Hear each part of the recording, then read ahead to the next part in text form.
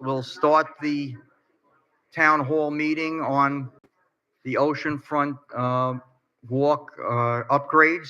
But before we get started, I just want to acknowledge that Councilman Tradrick McCoy is here, and he has been supporting all our projects, and we want to thank him for all the support he's given us over the last few years, and thank you. We appreciate it. Thank you. Yeah, and just so that you know, he's not leaving because he wants to leave. He's not allowed to stay here. If he stays in the room at the same time under the Florida Sunshine Law, I'm not allowed to discuss my opinion on items. We're not allowed to do that in public if there's more than one council person at the meeting. So it's not that he's not interested and doesn't care, but this is my town hall, so we're going to do it that way. Thanks, Travis. Yeah. So when I became a councilman, I met with the city manager and Casey, our parks director, who you'll meet in a minute, and they were talking about what we could do on Singer Island to upgrade the Ocean Beach Mall or the Ocean Walk Mall, whatever you want to call it. But that's, of course, the beach across the street from right next to Johnny Longboats and Mulligan's and all the stores at the ocean. One of my suggestions, I didn't think anyone was going to take this serious, was to build a boardwalk right in back of the dune so that people can come up and not have to go on the beach to look at the ocean if you have family or you have if you're disabled or for whatever reason you don't want to get sand in your shoes, although I always get sand in my shoes. But we just want, I just thought it would be a good idea for people to be able to sit there and have a cup of coffee and look at the ocean without having to go down on the beach, because we don't have a real good way of getting down there without getting sand and getting all dirty. So they took this serious when I said this. So next thing I know, in about, I don't know, maybe a month later or whatever, George and Dan, who are our planners on the project, set up a meeting with me, and they already had the designs and everything for a boardwalk and other upgrades, which we're going to talk about today. And we want to get your input, please. It's very important. There is going to be a sign-in sheet. Please sign in your name and your email address and phone number so that we can contact you and maybe send you some information after the meeting, what we've learned at the meeting and other upgrades on the project. Because this is just our first shot of meeting with the community to get your input and see what you like and what you don't like. So I'm going to turn this over right now. I know a lot of you are here for other reasons as well. I know that the parking issue is a big issue for those people who do have businesses at the Ocean Mall.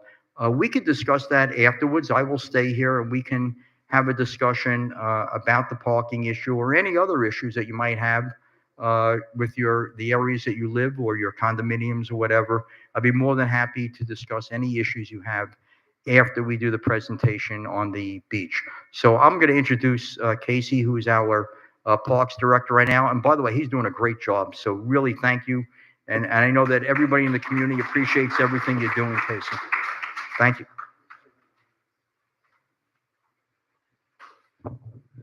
Good evening. That's hard to follow, but appreciate it, Councilperson Spears. Thank you for that special note. This meeting tonight, just to kind of give you an overview of the meeting tonight, we will talk about upgrades and ideas to help improve our municipal beach. Again, it is one of the gems of the city.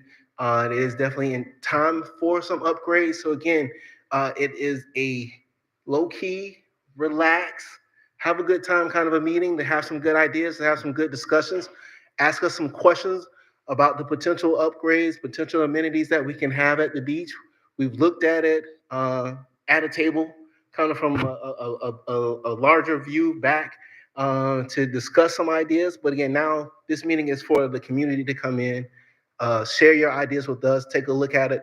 What we have, there are display boards throughout the room that we want this to be a very interactive meeting. So again, great turnout tonight, but we want this to give you an opportunity to walk around, take a look at the plans that we have available to you, give us some ideas.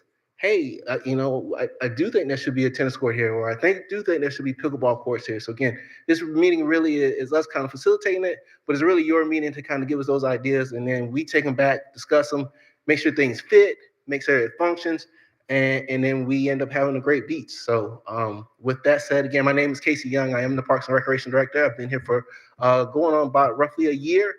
So again, thank you for coming, and I'll turn it over to GHO.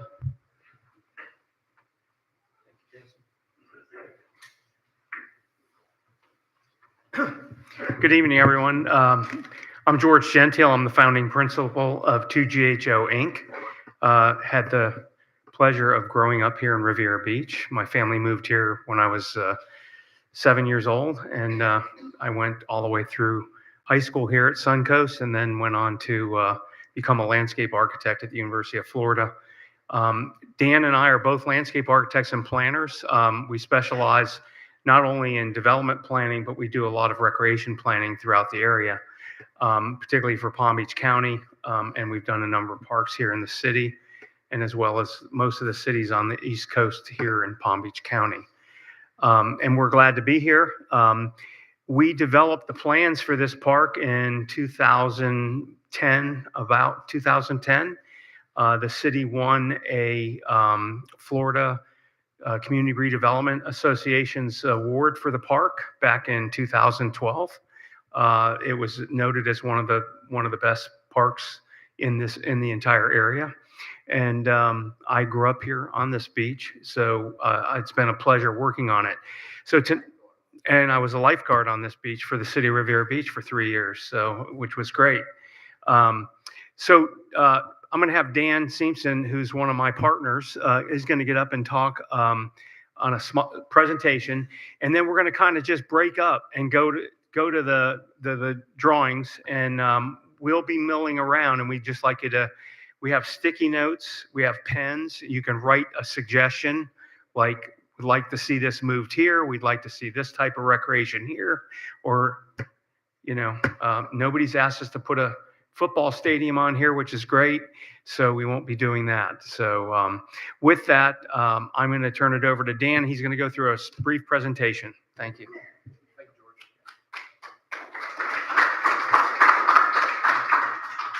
George. Good evening, everyone. As George mentioned, my name is Dan Simpson. I am a landscape architect, planner, also one of the principals there at 2GHO.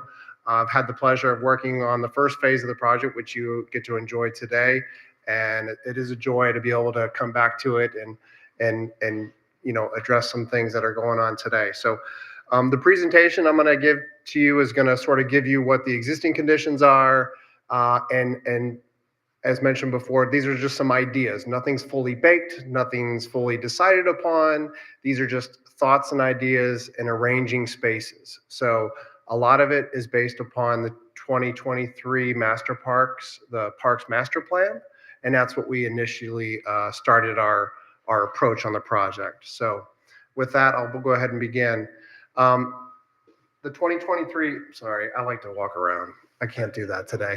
The 2023 Parks Master Plan, it pointed out that the Municipal Beach Park is the most used park in all the city. And that's really not hard to guess. Some of the components of that master plan talked about particular key components they'd like to see more at this park. One of them was pedestrian gathering spaces. There are some pavilions there, and there are some pads that used to have picnic tables, but they're not really user-friendly when you can't get out of the sun. So they'd like to see, the Parks Master Plan said they want to see more spaces for people to get out of the sun and gather in small groups. Also, improved walking and walking paths throughout the site, and exercise components to exercise. Noted there was no basketball court here. That was one of the components of the master plan. There is no basketball courts on Singer Island publicly, and within a mile. And then finally, the last component that was highlighted in the master plan was that you've got a very sensitive and unique ecosystem there that the public can interact with on the dune. And there's no interactive signage. There's nothing to tell them how cool it is, right? So that was one of the things that they asked for to be incorporated in the future. These are the existing conditions with a small caveat. We did a fit study for some of the courts down in the south end. So that is different than what the existing conditions are, but the rest of the park is as you see it on this master plan from 2011. We're going to talk about 6 key components. We're going to split them up into A, northern area, which is the tennis court tot lot. B is going to be what I refer to as North Picnic. C is the central entry feature. Then we've got South Picnic, sports courts and fields. And then finally, F is the dune pathway section. So the North Court area, or the northernmost area, A, we all know the tennis courts and the tot lot. These are the existing conditions with the tennis courts and the existing tot lot and some fitness equipment. One of the ideas, based upon feedback from the plan, was that they wanted a space to get out of the sun while you're waiting for the next court. If the courts are full, you're waiting for the court to become empty, you can stand underneath the shade, get your gear together, and what have you. Also, if there was some sort of a tournament, they could assemble there to assign the courts. So, and notice the tot lot's not there because the courts get wide, they get moved out to the sides and you put a shelter in the middle. So, relocation to the tot lot. Next is the area B, which is what I call the North Picnic area. Really, this is just a quick blush to throw some additional, throw some additional pavilions in this area. So get rid of the empty paved picnic areas and add some pavilions. Here's the existing conditions. Obviously, there's some space to add those pavilions and optimize the usability. And you can see here some additional pavilions placed in and amongst under the trees. Again, nothing's fully baked. The locations aren't set in stone. This is just to give you a visual. Next is the entry, the shade sail area with the entry signage. Everyone's familiar with that. Here's the current existing conditions. So the ideas, or some of the ideas that came out of the discussions in-house, were obviously to improve the signage. The sign is nice, but it could be improved, especially readability from the road, right? Sales or no sales. Some people are saying they'd rather not see the sales. Others, particularly folks that have what I understand some of the events that gather there, they love the sales to get out of the sun and gather under those shade sails. So we'd like to hear from you on what you think. And then there was the idea of a potential splash pad, either where the sails are or behind the sails, or not at all. Then we move on to the South Picnic area. Similar to the North Picnic area by adding some opportunities for picnic space. There is some areas that are available, obviously. But also, where did the tot lot go? Well, we would say it would go down here. That's just an idea. It could go somewhere else, but this seems like the opportune spot. You've got picnic gathering spaces, you've got the tot lot, and it moves closer to the courts, so you could have other family members on the courts and some of the others on the tot lot, right? Finally, the southernmost area to discuss is the existing volleyball court area and pavilion. Existing conditions. And feedback we've gotten in the past was to incorporate the pickleball here. It's a growing trend, as everyone knows. Also, we've incorporated, just to show you how it might fit in the area, is half-court basketball. And then the northern portion of that would be the fitness equipment. Fitness is becoming much asked for throughout the communities. There's a lot of different fitness equipment folks out there. Compan is one that we've worked with in the past, and they have a really nice video to show you, just to kind of give you a broad view of some of the things that they offer. Every time the dawn breaks, it's a kind of magic. A new day, a new opportunity to be a better you. And every move counts. In today's world, people are moving outdoors to keep fit and healthy. At Compad, our aim is to offer real outdoor fitness at all levels for all ages and abilities by making health available to everyone, moving people towards a healthier life at their pace, no matter who they are. We move on a path of future fitness technology with research-based product innovations, providing real fitness equipment that makes a true impact for everyone, anywhere. Uplifting communities, nurturing a better tomorrow. So what are you waiting for? Every move counts.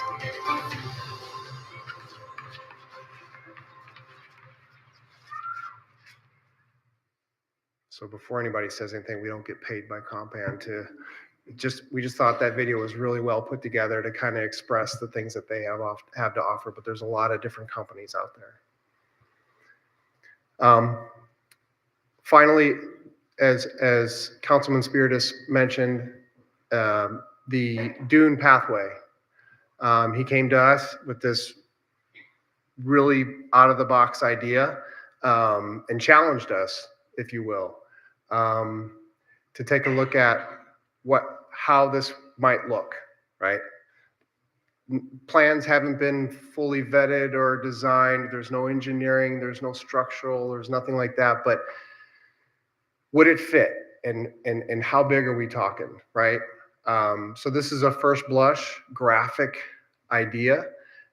It's a raised boardwalk. It's ramped up from the north and the south, eventually meeting the second story level of the existing building that's out there. Up above there, incorporating some kiosks or covered shade pavilions where maybe some vendors could be, or somebody could just enjoy being out of the sun but see the ocean, right? Large enough to get emergency vehicle like, up there, meaning like a gator or something like that. Not necessarily, if you want to go with, full on ambulance, then the price goes up, right?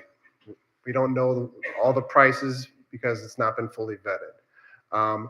Below this, though, it gives us opportunity to add little shops underneath, right? Opportunities to put vendors down below. So there'll be a walkway at the ground level as well.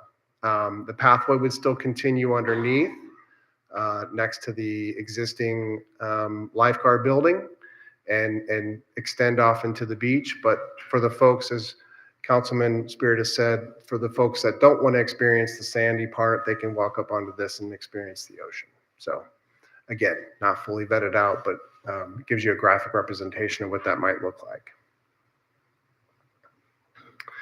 So cost, they asked us what we thought the cost might be. Without having fully vetted out plans, it's really a best guess at this point, right? Based upon our experience and the folks involved, right?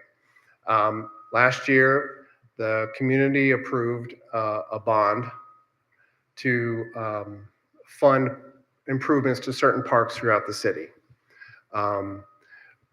Of that bond that was approved, $3 million have been earmarked to the Municipal Beach Park. So sort of what the starting point, right? Areas A through E that I just showed you are estimated between 4.5 and 5 million, depending upon how many components you want to have. If you want to have, 6 shelters, it's less. 12 shelters is more, easy math, right?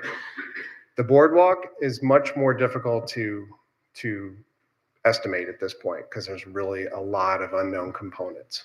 So it's be a pretty big undertaking, but super, super interesting, right? So we estimate anywhere between 10 million and 45 million, depending upon, construction type. It's all wood, one thing, all concrete. You've got, breakaway construction that's required for the dune, a lot of things to think about. So that's just to give you a very broad idea of that. And that sums up sort of what we have. As was mentioned before, these different components are on boards around the the room here. We've got sticky notes and pens. Scribble your thoughts on here and stick them all over the boards. And what we're going to do is we're going to document all that, go back to the drawing board and see where the things fall into place, right? We're going to be walking around and can answer any questions, also any questions today that you might have. What kind of time frame are you looking at for this work? There's no specific time frame set at this point. We're just, What could be like a best case for the A through E components, say, so tennis courts and things like that. I mean, 2 years. Yeah. One thing that you didn't touch on at all was security, and as you have more cover spaces, trucks for homeless folks, we have some issues with respect to security from that perspective. And you're putting a lot more cover spaces in here, so I'm just wondering if you had any thoughts around that. Yeah, we would certainly want to work with the community, want to work with the first responders, fire rescue, as well as the police. A lot of our designs incorporate CPTED principles, so crime prevention through environmental design. So we would analyze all of those characteristics as we go through. One of the things driving the relocation of some of the existing facilities is a result of some of the things that have happened out there. So it is a consideration. Yes, thank you. Yes, ma'am. Would this be for any and everybody for the 334 zip code, or it's for certain areas? Or is it for just single out or everybody in the city? So these particular changes, we're just talking about this park. Yeah, but I'm saying, would everybody be able to utilize the race? Okay. Oh, absolutely. This park is for everyone.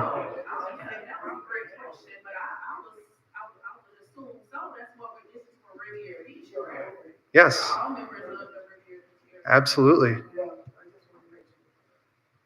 How about a police outpost or satellite location within the park? That's a possibility. That's The boardwalk area, or maybe one of the pavilions could be incorporated into a day station. That would eliminate so much riffraff and stuff over there. There used to be one. So we mark that on there. In the Ocean Mall, there was one. Okay. Any restroom upgrade considerations in this? Yes. I'll let Casey address that because I don't know. We didn't talk about that. But I would think so. Yep. So again, just conceptual ideas that we kind of put together, but there would be upgrades for restrooms, those type of things. Again, looking at the funding that's available to do those things, but we're looking to particularly possibly put together a brand new park using the funds that are available. So we will consider all aspects of the park. Is there a restroom out there now? There are 2 restrooms that are out there now. What's the opportunity to get additional revenue, additional funding to do it holistically rather than piecemeal? Well, it would be a project together. We kind of space out the areas, allocating them differently just so that we can have you kind of put some ideas, give us some additional ideas or approve the ideas that we have put out. So again, as far as funding and project time, like those ideas have not been fully cooked yet, but this is opportunity because again, these are some of the aspects that we've given you tonight, but you may have something else. The outpost that's a brand new idea. So again, we would bring those that information back to the drawing board and come up with a finalized plan. So again, those things haven't fully been analyzed yet. Where does the money come from? Is the recent notification that you're considering charging for parking, was this a genesis to help to fund any of this work that you're talking about today? That's a great question. The money that is proposed from the parking, just so that you know, I'm against charging for parking, and I spoke out at the council meeting on that. But if they were to be charging for parking, that money can only be used for mobility purposes, and that means making a sidewalk larger or a road larger or something for movable space. I guess you could use the boardwalk. You could probably do that. Uh, but I myself am not a fan, of course, of charging for parking. I'm going to do everything I can to fight that. Uh, I was told the other day that I wasn't allowed to speak about that publicly anymore, and I did get an opinion from council, and yes, I can speak about it publicly. So I will continue to take that position and be very vocal. With respect to funding this, you know that we have to talk, I guess, globally. I hate to take up your time and spread this out because this is all interrelated. Someone asked me before about what are the plans for the mall and the stores and everything else. Uh, you know that there was a plan to build two 25-story towers at where the Sands Hotel is and that vacant lot. Uh, I guess they didn't see me coming. I met with the developers and I told them I will fight that until the very end. They tried every which way to go around me, and they're still trying to go around me. But I think they're getting the point now because Related, who owns the lease, that's the Related companies actually owns the lease on that. They're partners with BH. They're very big developers. They are now trying to flip the lease. They brought in other developers to try and buy them out. I've met with two of the people already that they brought on board to look, to purchase their ground lease. I bring up this project to every one of them, telling them that it would be very, very important for them to help fund this project. So I'm going to try and get private developers to help fund this project. I'm not so sure I agree with some of the prices that you have. I know that when I was in the city of Long Beach after Sandy, we rebuilt a 2.5-mile boardwalk that is extremely wide. It's as wide as this room. And that was all epi wood and concrete and everything else. And that cost us about $50-60 million. This is very small. So I don't think it's going to be $45 million. But I'm going to do everything I can to try and find other sources, whether it be impact fees from the development on Singer Island, on the CRA area. There are plans coming up. We could talk about some of them later for the other vacant lot where the community garden is and the other area across the street.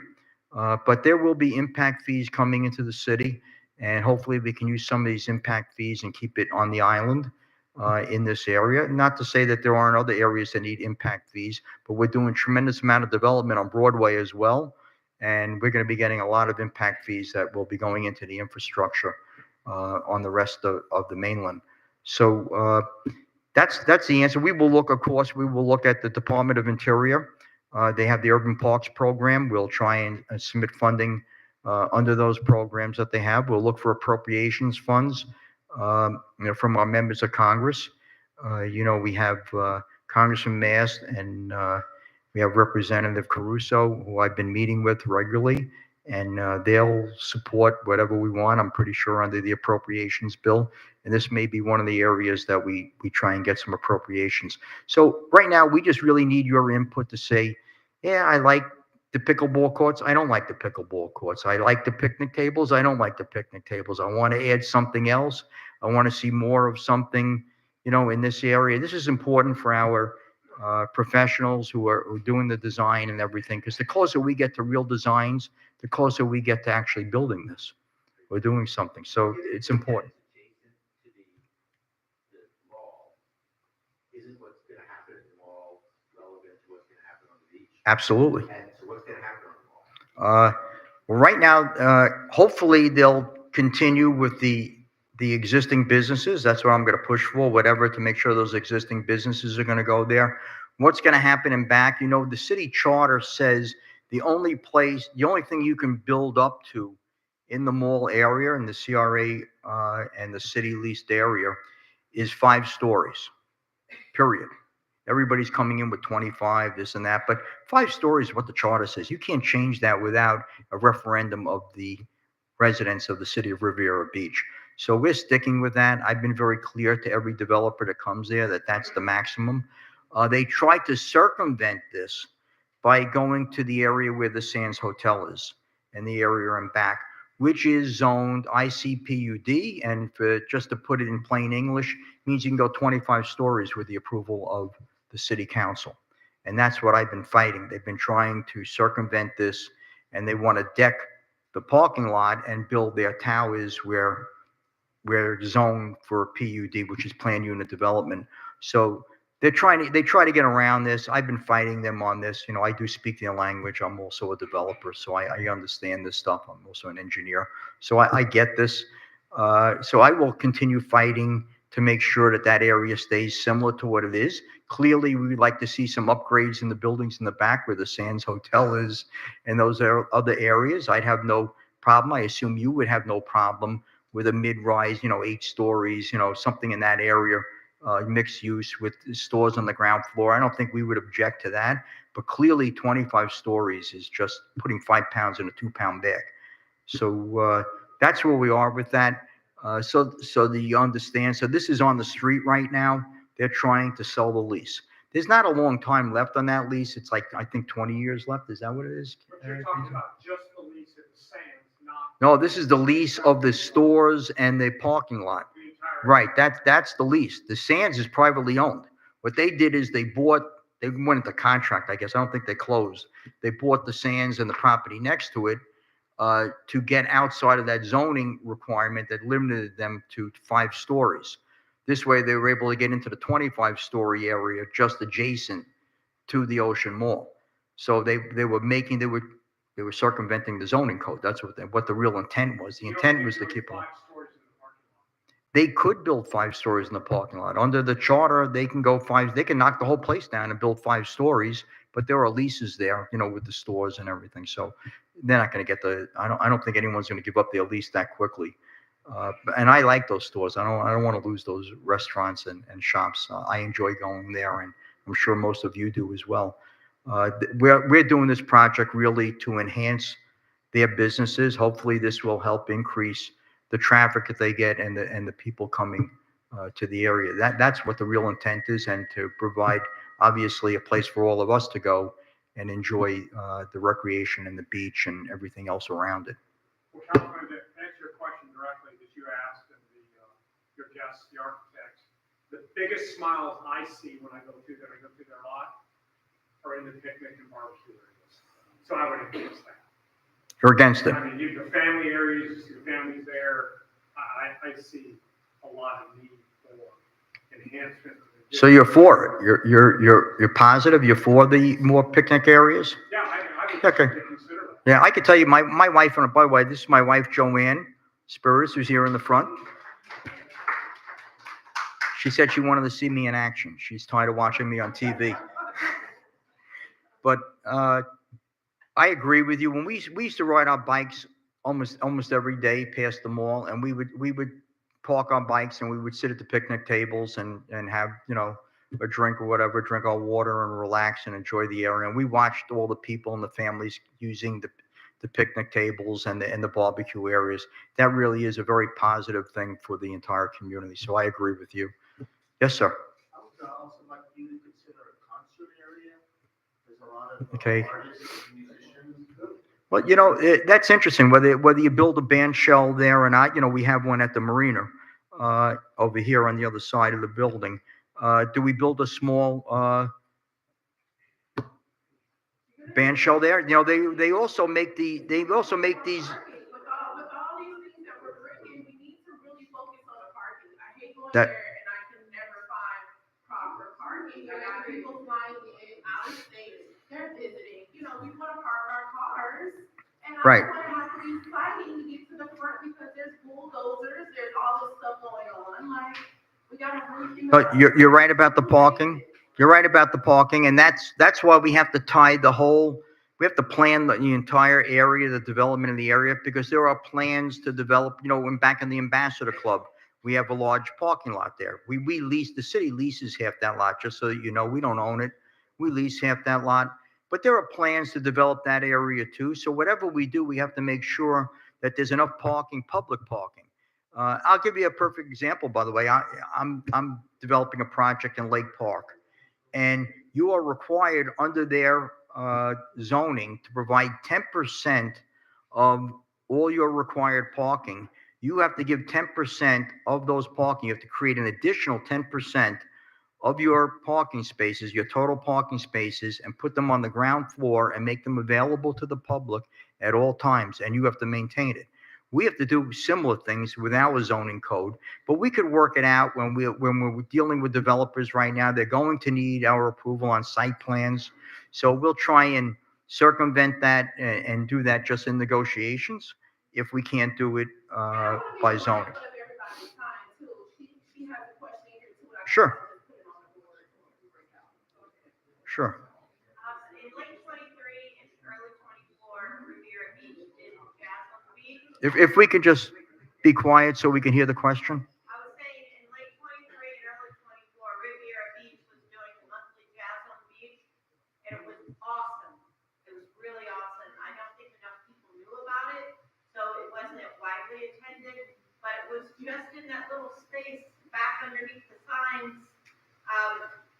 And right now, the way you've got the new setup, there would be no place for them to even do that. So I agree with the gentleman who mentioned possibly a spot for a music venue, because right now, the way you're restructuring, there's really not any place for us to do that. But just bringing that back to forefront, that was amazing. The Jazz on the Beach, and it would be great to see that come back. Right, I think that's a great idea. You know, when I was city manager up north, we had one of those movable band shells. It's on wheels, and we were able to move it around from place to place on an as-needed basis. That's something that's relatively inexpensive that we probably should buy now and not have to wait for a project like this, because that is a great idea. And I know my wife would like to see the Jazz. She's a Jazz fan. So that would be great. And I'm going to bring that up to the city manager and see if we can look into getting that right now. Yes, ma'am.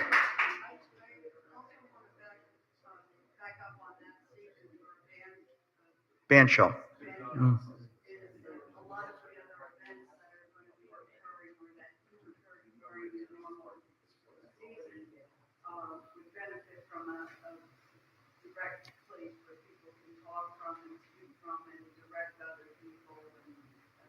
No, that's great. I think we got the message.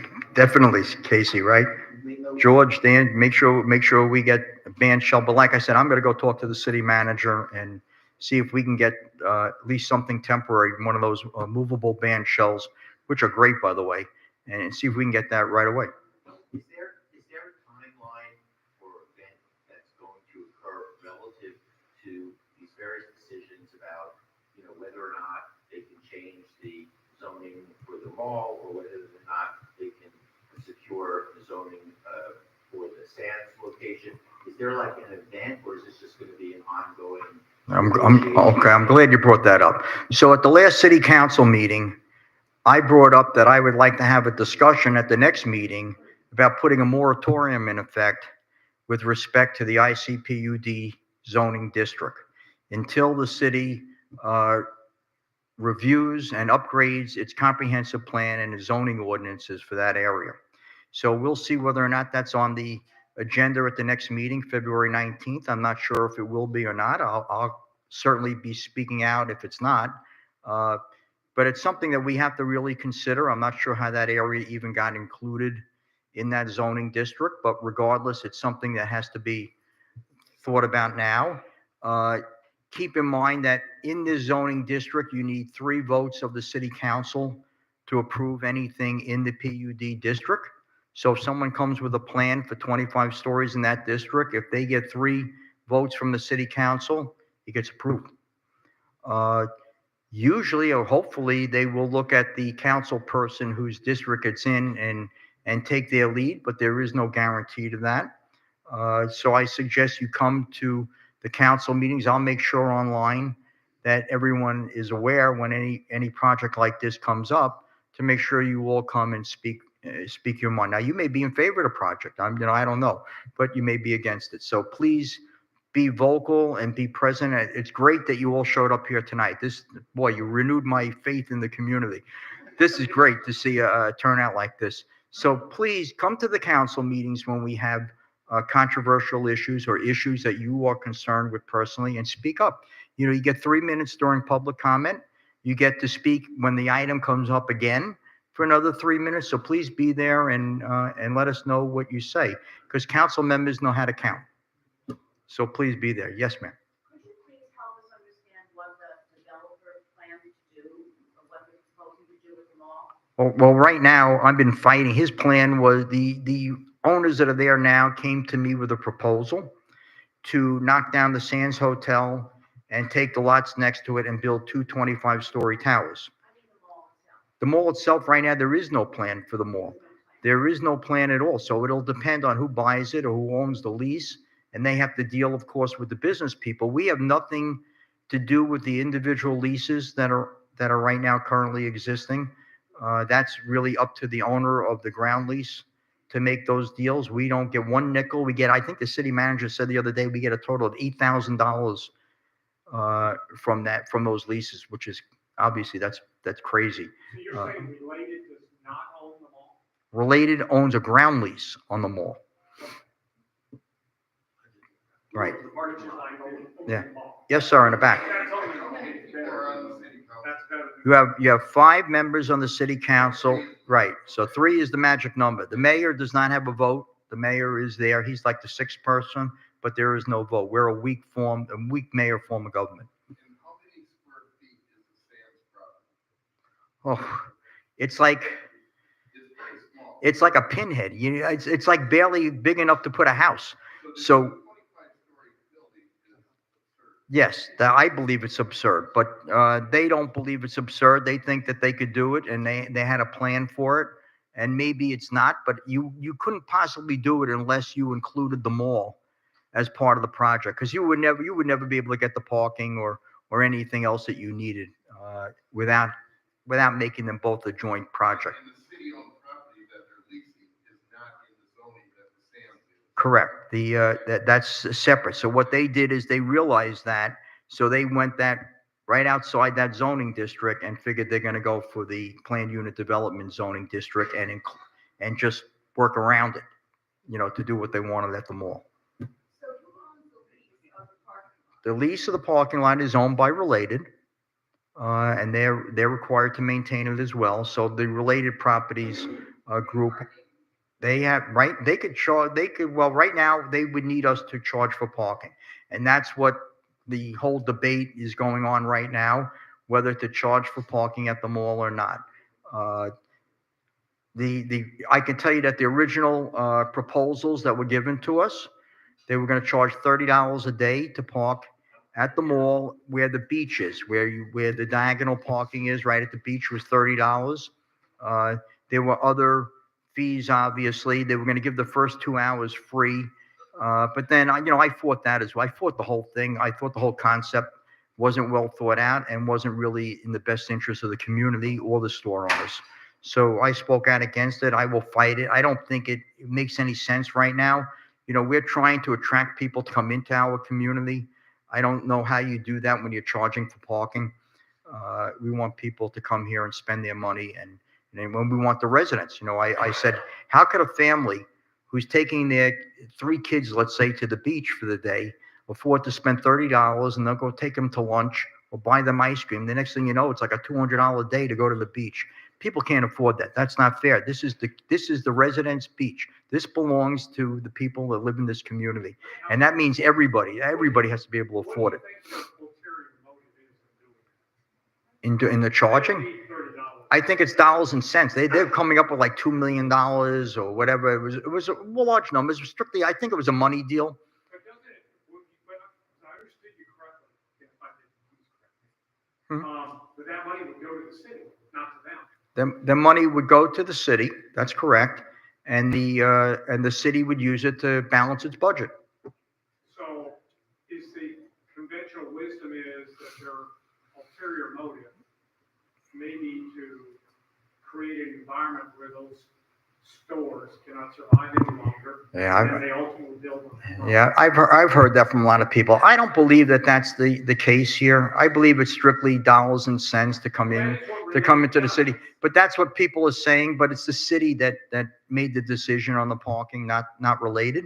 So I believe it was strictly a money deal for the city. I don't think there was an ulterior motive to put the stores out of business, although I believe that would be the end result of what would happen if we actually put this in place. Yes.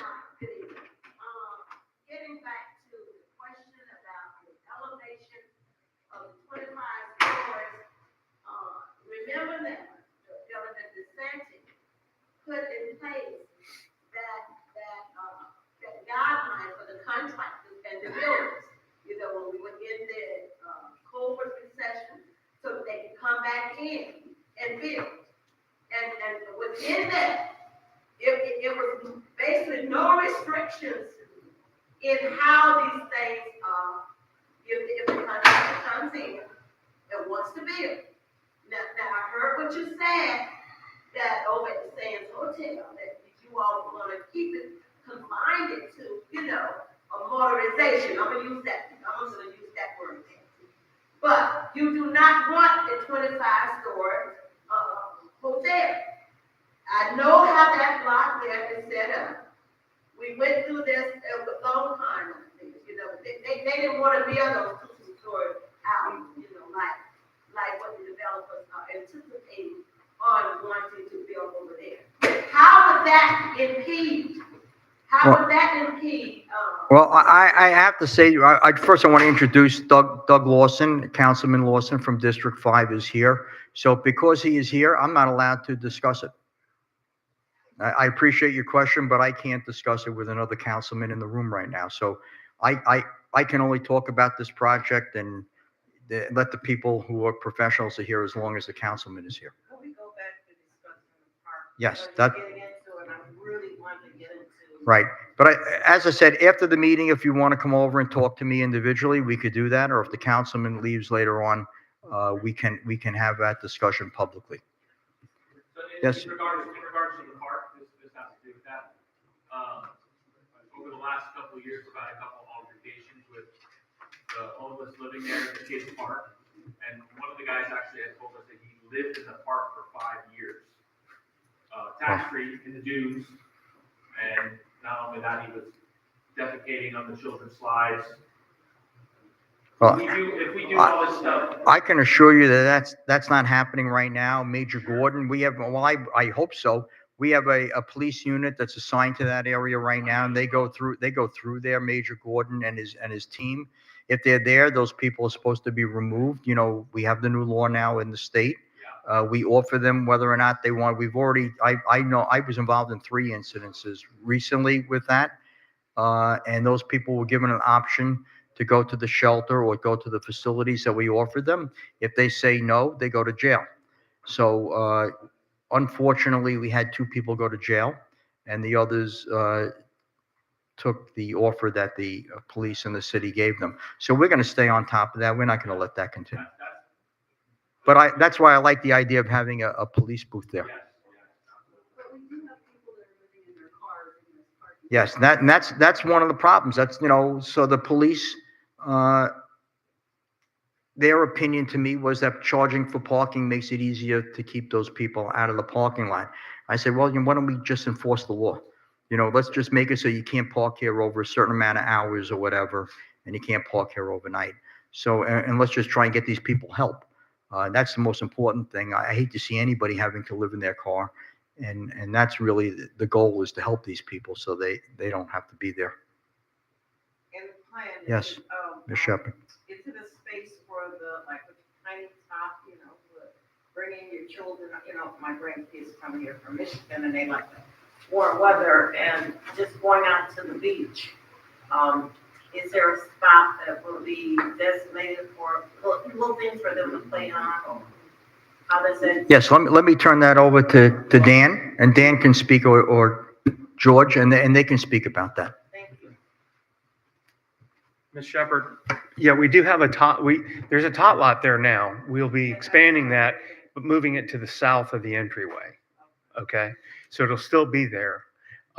We would not want to put it out on the beach, because first of all, we can't put any structures beyond the coastal setback line and the dune area, beyond the dune.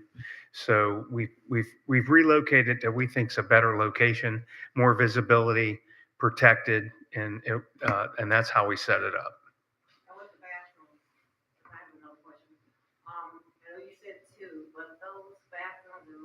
outdated. Mhm. They're open to the public, and I don't think you're doing a good job doing plans. So if you're gonna restructure and put a set of, new bathrooms out there, are you gonna upgrade or Mhm. exactly how does that work? If we do put new bathrooms out there, we'll use the same models as as are done at most of the public county parks. And they're set up so that they are easier to take care of. They're more accessible and they're easily watched. Okay, and that's another critical thing in the septet design we need to make sure. So, yeah, I can't talk to the maintenance because I don't maintain anything here. Okay. Uh, Just, all right, let me answer the question first. Just to address the question about the maintenance, we do have staff out there Monday through Friday. We also have janitorial services that takes care of the restrooms. The Parks and Recreation Department maintains the landscaping, picking up the trash, keeping the beach area clean, and then we lean on the janitorial service to help, and then we supplement that. So we have someone that is constantly out there Monday through Friday. That's always at the beach to make sure it maintains and stays clean. And then on the weekend, we have a staff that rotates around to all the parks and to help maintain it as well. So we have janitorial services that are out there currently. Somebody had another question before we break out. Please, as of now, what restrictions, if any, are related relative to development of the mall? I see you have the mall north as is current, and then you say future development, phase 2 to the south. If they were to buy out everyone's lease now, what can they do as a matter of right?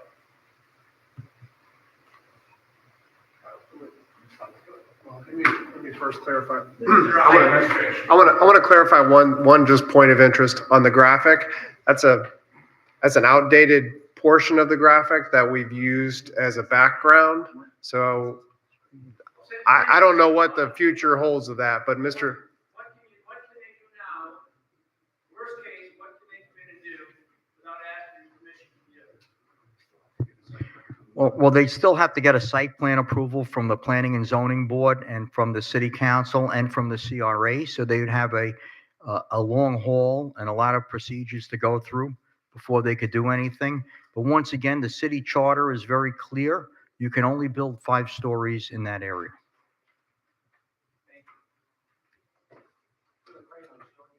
Got one more question. Sir, in the back. Just a thought about the top lot, because where the top lot is now, it's back behind the tennis court, so it's protected from anyone who's out at the bars partying. I was noticing that the new location of the top lot is right across the street from the bars. I was thinking it might be better if the top lot was located further away on the other side. Sure, that is a good point. Again, this meeting is meant to be interactive. So again, please, if there aren't any questions left, take some time, grab a sticky note, and then give us that opinion on one of the boards, and that way we will take those opinions and reanalyze it and to help us finalize a final plan for the beach. So again, take this opportunity. We appreciate the questions. We'll still be here. We'll walk around to be able to answer any questions. Also, just a quick point of housekeeping. There is a sign-in sheet over here on the table where the sticky notes are. Please take some time, sign in, so that we can continue to keep the information going and you can be informed. But please take this time, walk around. We are here in the room to answer any questions that you may have.